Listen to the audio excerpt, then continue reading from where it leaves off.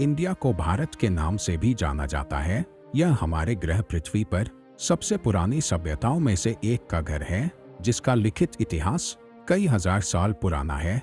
आज भारत को समृद्ध विविध संस्कृति, प्राकृतिक संसाधनों और 1 अरब से अधिक लोगों की ताकत का आशीर्वाद प्राप्त है, जो आज दुनिया के अग्रणी देशों के साथ साथ एक आर्थिक और तकनीकी रूप से शक्तिशाली राष्ट्र के रूप में विकसित हुआ है।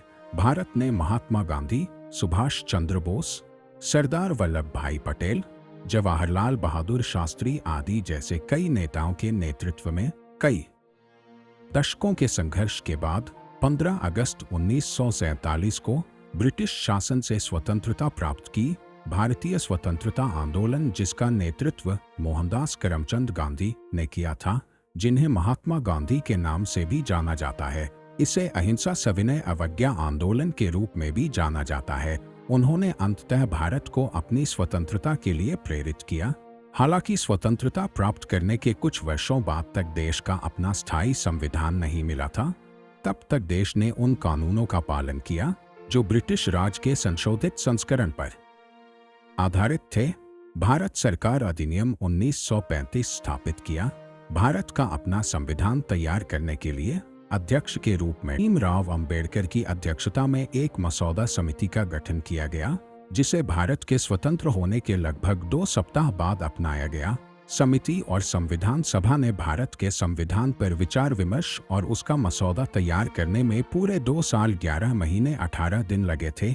भारत के संविधान को औपचारिक रूप से भारतीय संविधान सभा द्वारा 26 जनवरी 1949 को अपनाया गया था।